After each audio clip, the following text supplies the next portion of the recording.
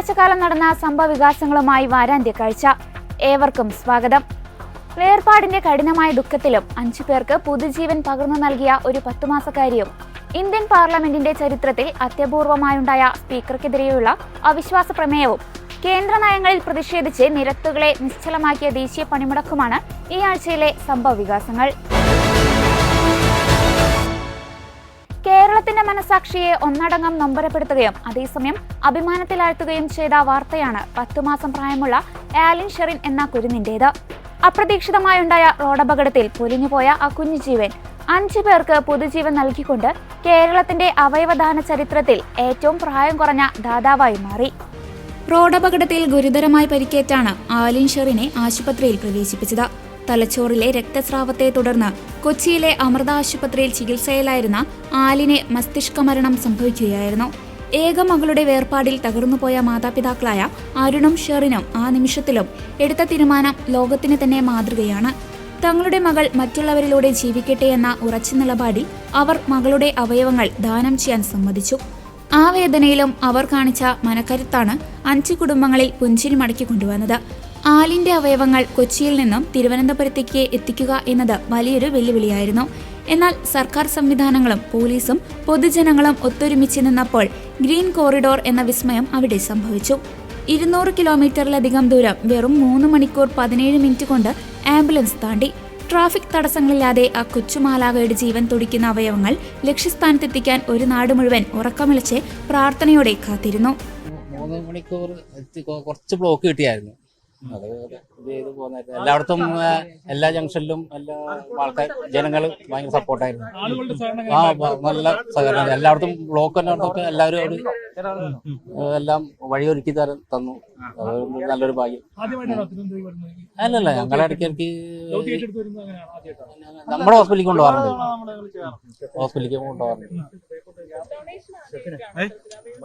അല്ലല്ല, നമ്മുടെ ഉണ്ട് നമ്മുടെ ഹോസ്പിറ്റലിലേക്കാണല്ലോ. അതെ, ഞങ്ങൾ എടുക്കാൻ നമ്മുടെ ഹോസ്പിറ്റലിലേക്ക്.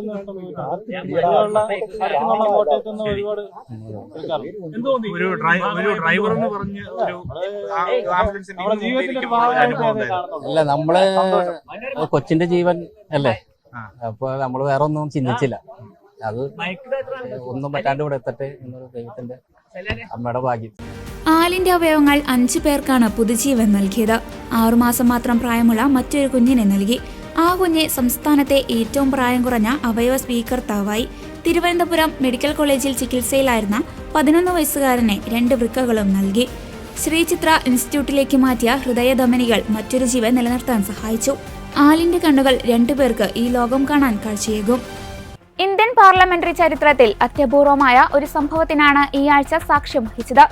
ലോക്സഭാ സ്പീക്കർ ഓം ബിർളയ്ക്കെതിരെ പ്രതിപക്ഷ കക്ഷികൾ സംയുക്തമായി അവിശ്വാസ പ്രമേയത്തിന് നോട്ടീസ് നൽകി.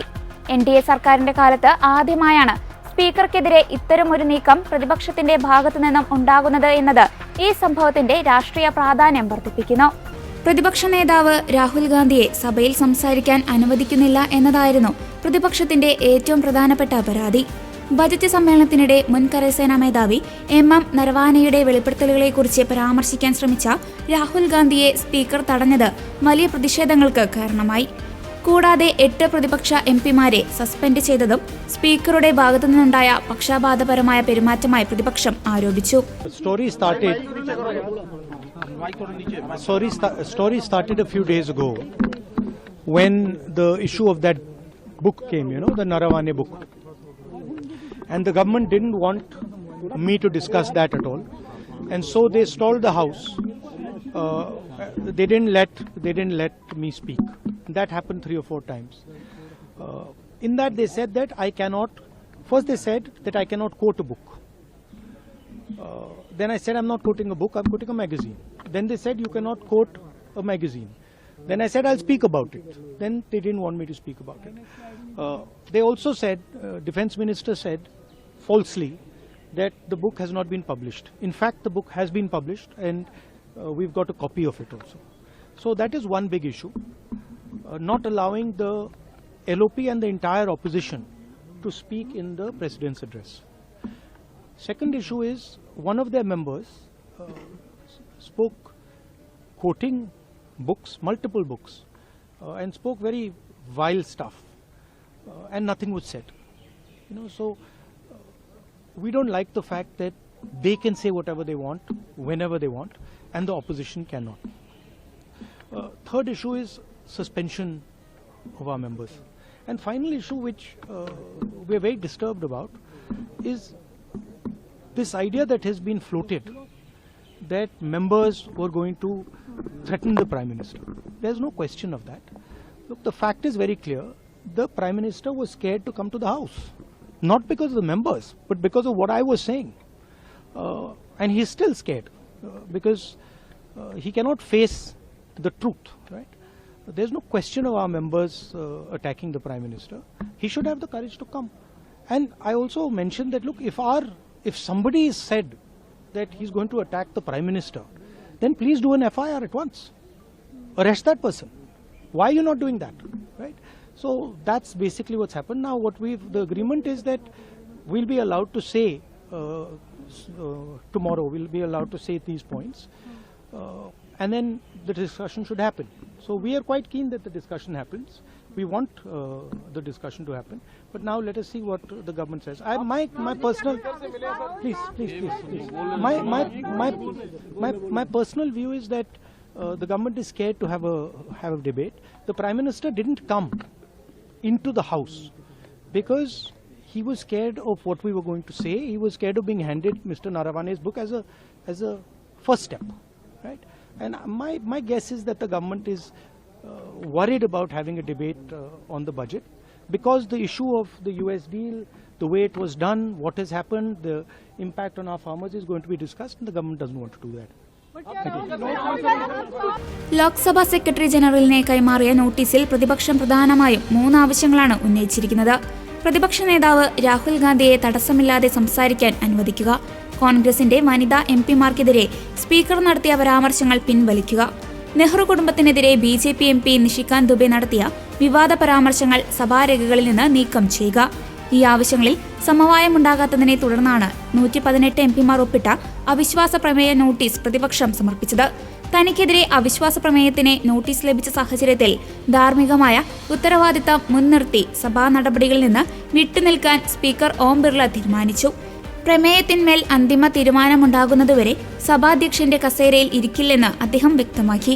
ഇത് സഭയുടെ അന്തസ്സ് ഉയർത്തിപ്പിടിക്കുന്നതിനുള്ള നടപടിയാണെന്ന് അദ്ദേഹം അവകാശപ്പെട്ടു. हम बजट पर चर्चा करते समय सबको मौका देंगे, माननीय सदस्य, सबको अवसर मिलता है. सदन आपका है, आपको हमेशा अवसर मिला है. जो समय आवंटित होता है उसमें अवसर मिलेगा. बजट पर आप अपनी बात रखना चाहते हैं तो पूर्ण रखें, मुझे कोई आपत्ति नहीं है. लेकिन प्रश्नकाल में केवल प्रश्नकाल चलता है. प्रश्नकाल माननीय सदस्यों का समय होता है. मेरा आग्रह है कि आप सदन को बाधित नहीं करें. मैं आपको पूरा अवसर दूंगा. बजट पे आप चर्चा करें, पूर्ण अवसर दूंगा. आपका जो समय आवंटित है, आपके प्रतिपक्ष के नेता बोले और कोई बोले, ये आपको तय करना है, मुझे कोई आपत्ति नहीं. ये सदन सभी माननीय सदस्यों को अपने विचार अभिमत रखने के लिए सदन है. सदन सबके लिए, सदन में विचारों की अभिव्यक्ति की जाती है. मैं आपको कह रहा हूं, आप सदन के अंदर अपने विचारों को रखो. सहमति, असहमति, तर्क, संवाद, इस संसद की मर्यादा रही है हमेशा. लेकिन नियम प्रक्रियाओं से सदन चलता है. नियम प्रक्रियाओं से सदन चलता है. प्रश्नकाल के अंदर कभी किसी मान्य सदस्य को बोलने का अवसर नहीं होता. प्रश्नकाल में केवल प्रश्नकाल का समय होता है. आप जब 0 ओवर हो या बजट भाषण हो, उस समय आपको निश्चित रूप से अपनी बात को रखने देंगे. आप सदन नहीं चलाना चाहते, सदन को बाधित करना चाहते हैं, आपको कोई विषय पर चर्चा करनी हो, बातचीत करनी हो, तो निश्चित रूप से तर्क करेंगे. लेकिन सदन नियोजित तरीके से गतिरोध और नारेबाजी के लिए नहीं है. संवाद करो, चर्चा करो, सहमति असहमति दो, सार्थक चर्चा करो। माननीय सदस्य, मैं पुनः आग्रह कर रहा हूं आपसे, सबको बोलने का अवसर है। नियम प्रक्रिया से किसी माननीय सदस्यों को बोलने से नहीं रोका जाता। बजट के अंदर बोलें, अन्य विषयों पर बोलें, सदन आपका है, लेकिन सदन नियम प्रक्रियाओं से बोला जाता है। सदन की कार्रवाई आप प्रश्नकाल में नहीं करना चाहते हैं, सदन की कार्रवाई आज 12 बजे तक के लिए स्थगित की जाती है। ഇന്ത്യൻ ഭരണഘടനയുടെ അനുച്ഛേദം 94C പ്രകാരമാണ് സ്പീക്കറെ നീക്കം ചെയ്യുന്നതിനുള്ള പ്രമേയം കൊണ്ടുവരുന്നത്. സ്പീക്കറെ പദവിയിൽ നിന്ന് നീക്കം ചെയ്യണമെങ്കിൽ സഭയിലെ ഭൂരിപക്ഷം അംഗങ്ങളുടെ പിന്തുണ ആവശ്യമാണ്. നോട്ടീസ് നൽകി 14 ദിവസത്തിന് ശേഷം മാത്രമേ ഇത് ചർച്ചയ്ക്കെടുക്കാൻ സാധിക്കൂ. നിലവിലെ കണക്കുകൾ പ്രകാരം പ്രതിപക്ഷത്തിന് ആവശ്യമായ ഭൂരിപക്ഷമില്ലെങ്കിലും സ്പീക്കറുടെ നിഷ്പക്ഷതയെ ചോദ്യം ചെയ്യുക എന്ന രാഷ്ട്രീയ ലക്ഷ്യമാണ് ഈ നീക്കത്തിന് പിന്നിലുള്ളത്. പ്രതിപക്ഷ നിരയിൽ ഇന്ത്യ മുന്നണി ഒന്നിച്ചു നിന്നുവെങ്കിലും തൃണമൂൽ കോൺഗ്രസ് പ്രമേയത്തിൽ ഒപ്പിടാൻ ആദ്യം തയ്യാറായില്ല. സ്പീക്കറുമായി ചർച്ച നടത്തിയ ശേഷം മാത്രമേ അന്തിമ തീരുമാനം എടുക്കാവൂ എന്ന നിലപാടാണ് അവർ സ്വീകരിച്ചത്. ഇത് പ്രതിപക്ഷ ഐക്യത്തിലെ വിള്ളലായി ഭരണപക്ഷം ചൂണ്ടിക്കാട്ടുന്നു. അതേസമയം സഭയുടെ നിഷ്പക്ഷത ഉറപ്പുവരുത്താൻ സ്പീക്കർ ബാധ്യസ്ഥനാണെന്നും എന്നാൽ ഇപ്പോഴത്തെ നടപടികൾ ജനാധിപത്യ വിരുദ്ധമാണെന്നും പ്രതിപക്ഷം വാദിക്കുന്നു. സ്പീക്കർക്കെതിരായ അവിശ്വാസ പ്രമേയം വെറുമൊരു അധികാര വടംവലിയല്ല, മറിച്ച് പാർലമെന്ററി ജനാധിപത്യത്തിന്റെ അന്തസ്സത്ത നിലനിർത്താനുള്ള പോരാട്ടമായാണ് വിശേഷിപ്പിക്കപ്പെടുന്നത്. സഭയിലെ ഭൂരിപക്ഷമില്ലെങ്കിലും ഭരണഘടനാപരമായ അവകാശങ്ങൾ ഉപയോഗിച്ച് സ്പീക്കറുടെ പ്രവർത്തനങ്ങളെ ഓഡിറ്റിംഗിന് വിധേയമാക്കുക എന്ന ദൗത്യമാണ് പ്രതിപക്ഷം ഇതിലൂടെ നിർവഹിക്കുന്നത്. സഭയുടെ സുഗമമായ നടത്തിപ്പിനെ ഭരണപ്രതിപക്ഷ കക്ഷികൾക്കിടയിൽ വിശ്വാസം പുനഃസ്ഥാപിക്കേണ്ടത് അത്യാവശ്യമാണെന്ന് ഈ സംഭവം നമ്മെ ഓർമ്മിപ്പിക്കുന്നു. ഫെബ്രുവരി 12 വ്യാഴാഴ്ച കേന്ദ്ര നയങ്ങൾക്കെതിരെയുള്ള ദേശീയ പണിമുടക്ക് നടന്നതാണ് ഈ ആഴ്ചയിലെ പ്രധാന വാർത്തകളിലൊന്ന്.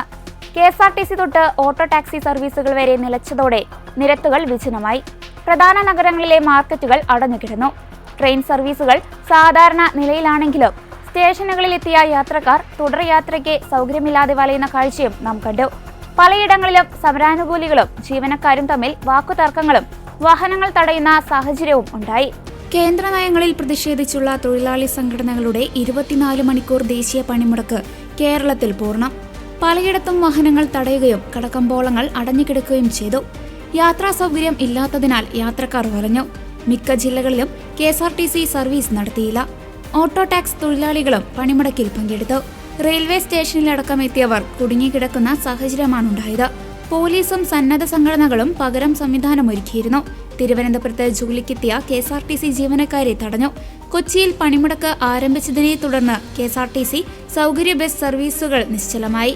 മെട്രോ, ഊബർ, ഒരു വിഭാഗം പ്രൈവറ്റ് ടാക്സികൾ, ഓട്ടോ എന്നിവ സർവീസ് നടത്തിയിരുന്നു. അതേസമയം രാജ്യത്തെ സംരക്ഷിക്കാനാണ് തൊഴിലാളികൾ തെരുവിലിറങ്ങിയത് എന്ന് ജോൺ ബ്രിട്ടാസ് MP പറഞ്ഞു. കേന്ദ്ര സർക്കാരിന്റെ തൊഴിലാളി വിരുദ്ധ നയങ്ങൾക്കെതിരെ നടക്കുന്ന ദേശീയ പണിമുടക്ക് അദ്ദേഹം രാജ്യസഭയിൽ ഉന്നയിച്ചിരുന്നു. തൊഴിലാളി വിരുദ്ധ ബില്ലുകൾ അടിയന്തരമായി പിൻവലിക്കണമെന്നും രാജ്യത്തിന്റെ ഭാവിയെ കരുതിയാണ് ഈ പോരാട്ടമെന്നും അദ്ദേഹം പറഞ്ഞു. Sir, I crave the indulgence of this House through you, sir. Sir, a historic nationwide general strike is underway, even as the Parliament is sitting. Sir, crores of workers, employees, farmers, agriculture workers, from government offices to remote mines are on the path of strike, sir. So the slogans include withdrawal of the 4 controversial anti-labor labor codes to the restoration of Manrega, sir. Sir, all the central unions except BMS have joined the strike, sir. Even the BMS have serious reservations with these 4 labor codes, sir. And many of the BMS associated workers have joined the strike, sir. Sir, the hard-won rights of the hard-fought-won rights of the workers are snatched away in the form of the labor codes. Sir, in the name of the flexibility, you want to usher in contract labor, hire and fire, sir. Sir, you should not be blaming the workers for the stagnation in the industrial manufacturing sector. It's because of the haphazard policies of this government, sir. Sir, the slogans of the strike also include to uphold the sovereignty of this nation, sir, to protect the farmers, sir. Sir, the Indo-US deal, Jaishankar ji, please listen to this, have created widespread protest and also consternation among crores of people, sir. Sir, you are the vocal exponent of energy security and also strategic autonomy, sir. Now he is mum on this energy security. Please stick on to your subject. Sir, this is subject, You are sir. deviating from your subject. We have virtually forfeited our sovereignty. What has happened to all these slogans which were raised by honorable ministers, including the Minister of External Affairs, sir? Sir, now zero tariff for US and 18 for India has become the normal, sir. You have given Sir, for the 4 labor codes. sir, but this you also is this also, sir. Sir, You sir, please stick on to your subject, please. Sir, this is also one of the slogans of the general strike. So I am referring to the different slogans that are being raised by workers, farmers, agriculture workers, employees, sir. Sir, the protest of the workers is not only for their rights, but the rights of average citizen of this country, sir. Dr. Mehta Vikram Kulkarni ji. Palakkad പണിമുടക്കിനെ തുടർന്ന് പ്രധാന മാർക്കറ്റുകൾ നിശ്ചലമായിരുന്നു. സ്വകാര്യ ബസ്സുകളും രാവിലെ സർവീസുകൾ നടത്തേണ്ടിയിരുന്ന KSRTC ബസ്സുകളും നിരത്തിലിറങ്ങിയില്ല. വയനാട്ടിൽ KSRTCയും സ്വകാര്യ ബസ്സുകളും സർവീസ് നടത്തിയില്ല. തൃശൂരിലും പണിമുടക്ക് പൂർണ്ണമാണ്. ബത്തേരിയിലും മാനന്തവാടിയിലും സമരാനുകൂലികൾ വാഹനങ്ങൾ തടഞ്ഞിരുന്നു. ബത്തേരിയിൽ INTUC പ്രവർത്തകരും മാനന്തവാടിയിൽ CITU പ്രവർത്തകരുമാണ് വാഹനം തടഞ്ഞത്. നെയ്യാറ്റിൻകര KSRTC ഡിപ്പോയിൽ ജീവനക്കാരെ തടഞ്ഞ് സർവീസ് നടത്താൻ അനുവദിച്ചില്ല. സമരക്കാരും ജോലിക്കെത്തിയവരും തമ്മിലുണ്ടായതിനെ തുടർന്ന് ഡിപ്പോയിലേക്കുള്ള വഴി സമരക്കാർ അടച്ചു. കൂടുതൽ വാഹനങ്ങൾ തടയുന്നു. പോലീസ് ഇടപെട്ട് പ്രവർത്തകരെ അനുനയിപ്പിച്ചാണ് തടഞ്ഞ വാഹനങ്ങൾ കടത്തിവിടാൻ അനുവദിച്ചത്. ആലപ്പുഴ KSRTC ഡിപ്പോയിൽ നിന്ന് ഒരു ബസ്സുകളും സർവീസ് നടത്തിയിരുന്നില്ല. ജലഗതാഗത വകുപ്പ് ബോട്ടുകളും ഓടിയില്ല. KSRTC ഡിപ്പോയിൽ ഏതാനും ജീവനക്കാർ എത്തിയിരുന്നു. എറണാകുളം അങ്കമാലിയിൽ KSRTC ബസ് സ്റ്റാൻഡിൽ നിന്ന് സർവീസ് തുടങ്ങിയ ബസ് സമര അനുകൂലികൾ തടഞ്ഞു. അങ്കമാലിയിൽ ട്രേഡ് യൂണിയൻ പ്രകടനം നടക്കുന്നതിനിടെ കടന്നുവന്ന KSRTC സൂപ്പർഫാസ്റ്റ് ബസ് പ്രവർത്തകർ തടഞ്ഞ് തിരികെ സ്റ്റാൻഡിലേക്ക് എടുപ്പിച്ചു. അതേസമയം പണിമുടക്കിന് ഐക്യദാർഢ്യം പ്രകടിപ്പിച്ചുകൊണ്ടായിരുന്നു അന്നീ ദിവസം UDFന്റെ പുതുയുഗയാത്ര നടത്തിയതെന്ന് നേതാക്കൾ പറഞ്ഞു. പറഞ്ഞിട്ടുണ്ട്. ഈ യാത്രയിലൊക്കെ പറയുന്നത് എന്തുകൊണ്ട് ഇന്ന് പണിമുടക്ക് നടത്തി എന്നുള്ളതിനെ കുറിച്ച് വളരെ വിശദമാക്കിക്കൊണ്ടാണ് ഈ യാത്ര കടന്നു പോകുന്നത്. അപ്പൊ ഗോവിന്ദമാഷ് പലതും പറയും. ഗോവിന്ദമാഷ് പറയുന്നതിനൊക്കെ ആരാ മറുപടി പറഞ്ഞു? അതായത് സ്വർണം മുതൽ പാർട്ടി സഹാക്കളുടെ ഫണ്ട് വരെ കട്ട പാർട്ടിയുടെ സെക്രട്ടറി പറയുന്നതിന് ആര് വില കൊടുക്കാൻ?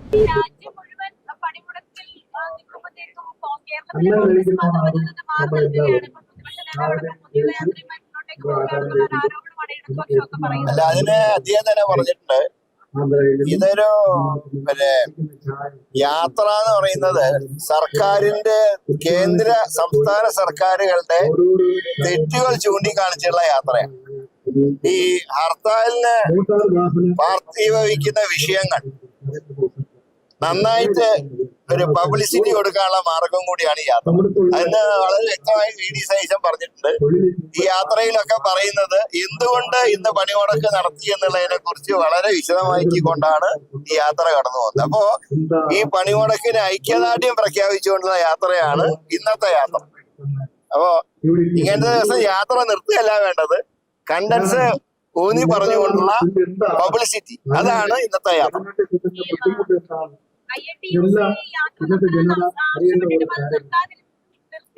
INTC നിർത്താനല്ല ആവശ്യപ്പെട്ടത്, ഒരു പബ്ലിസിറ്റി എന്ന നിലയ്ക്കാണ് ഇന്ന് യാത്രയുടെ ഞങ്ങൾ ഇന്നത്തെ ദിവസം കണക്കാക്കിയത്. ഗോവിന്ദമാഷ് പലതും പറയും. ഗോവിന്ദമാഷ് പറയുന്നതിനൊക്കെ ആരാ മറുപടി പറഞ്ഞു? അതായത് സ്വർണം മുതൽ പാർട്ടി സഹാക്കളുടെ ഫണ്ട് വരെ കട്ട പാർട്ടിയുടെ സെക്രട്ടറി പറയുന്നതിന് ആര് വില കൊടുക്കാൻ? ദേശീയ തലത്തിൽ നടക്കുന്ന രീതിയിലല്ല കേരളത്തിൽ ഈ സമരങ്ങൾ നടക്കുന്നത്. ഒരു ബന്ധും ഹർത്താലും ഒക്കെ ആയി മാറുന്നു. അത് ശരിയായ രീതിയല്ല എന്നാണ് പറയുന്നത്. അല്ല, ബന്ധായിട്ടല്ലല്ലോ ഒന്ന് ഉദ്ദേശിച്ചിരുന്നത്, പൊതു പണിമുടക്കാം. അതുകൊണ്ടാണ്. അങ്ങയുടെ നേതാവാണ് പറഞ്ഞത് ബന്ധും ഹർത്താലുമായിട്ടാണ് പോകുന്നത്, ശരിയായ രീതിയിലല്ല. അത് തന്നെ അദ്ദേഹം പറഞ്ഞ കാര്യമായിട്ട് വിശദീകരിക്കേണ്ടത് പിന്നെ ഞാൻ വിശദീകരിക്കേണ്ട കാര്യം അല്ല, അത് തന്നെയാണോ നിലപാട്? ഏതാ എങ്ങനെ INTC എവിടെ മാറിയിരിക്കുന്നു? ഇല്ല, ഞാൻ പറയുന്നത് INTC സമരത്തിലാണ്. വിവിധ ട്രേഡ് യൂണിയനാണ് സമരത്തിലുള്ളത്. സെക്രട്ടേറിയറ്റ് ട്രേഡ് യൂണിയൻ സെന്റർ അല്ല, അത് സർക്കാർ സ്ഥാപനം.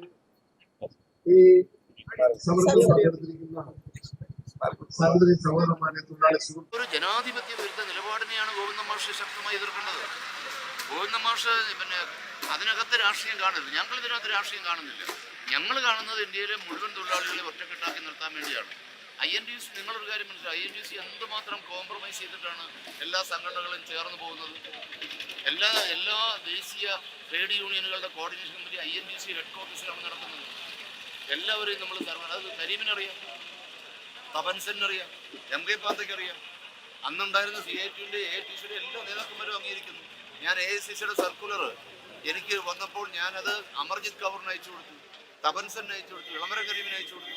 ഞങ്ങൾ ഒറ്റക്കെട്ടാണ്. അതിനൊന്നും ഒരു പ്രാദേശിക രാഷ്ട്രീയ പ്രവർത്തനങ്ങളുടെ പേരിലാണ് നമ്മൾ ഇങ്ങനെയൊരു നിലപാടെടുക്കുന്നത്. ഞാൻ എല്ലാവരോടും അത് വ്യക്തമാക്കിയിട്ടുണ്ട്. അപ്പോൾ ഗോവിന്ദ മാഷെ പോലെ പാർട്ടി സെക്രട്ടറി ആയിരിക്കുന്ന ഒരാൾ ഇതിനകത്ത് വളഞ്ഞ രാഷ്ട്രീയം കണ്ടത് കഷ്ടമായി പോയി. അങ്ങനെ അദ്ദേഹം പറഞ്ഞെങ്കിൽ അത് ശരിയായില്ലെന്നാണ്. ഈ കേരളത്തിൽ നടക്കുന്ന പണിമുടക്കിനെ പ്രതിപക്ഷ നേതാവ് ഉൾപ്പെടെ വിമർശിക്കുകയാണ്. ദേശീയ തലത്തിൽ നടക്കുന്നത് പോലെ അല്ല കേരളത്തിൽ നടക്കുന്നത്, ഹർത്താലും ബന്ധുമായി മാറുന്നു, അത് ശരിയായ രീതിയല്ല എന്നാണ് വിമർശനം. പഴയ കാര്യങ്ങളാണ്. ഇവിടെ ഹർത്താൽ പോലെ പണിമുടക്ക് നടക്കുമ്പോൾ പല ആളുകളും അതിനെതിരെ അഭിപ്രായം പറഞ്ഞിട്ടുണ്ട്. അപ്പോൾ സ്വാഭാവികമായിട്ടും ഇവിടെ മുൻകാലങ്ങളിൽ ഉണ്ടായിരുന്ന സമരങ്ങളെ വിമർശിച്ചവരുണ്ട്, പിന്തുണച്ചവരുണ്ട്. ആ സമരങ്ങളെ വിമർശിച്ചവർ തന്നെ സമരത്തിന് മുമ്പന്തി വന്നു നിന്നിട്ടുണ്ട്. ഇപ്പോൾ പ്രതിപക്ഷ നേതാവ് ഇന്ന് ഈ സമയത്ത് തന്നെ എന്നെ വിളിച്ചിട്ട് സർവാത്മന പിന്തുണ പ്രഖ്യാപിച്ചിട്ടുണ്ട്. അതുകൊണ്ട് ആ പഴയ കാര്യങ്ങളൊന്നും നമുക്കിപ്പോൾ ചർച്ചാ വിഷയമല്ല. ഇതോടെ വാരാന്ത്യ കാഴ്ച പൂർണ്ണമാകുന്നു. അടുത്ത ആഴ്ച വീണ്ടും കാണാം. നന്ദി.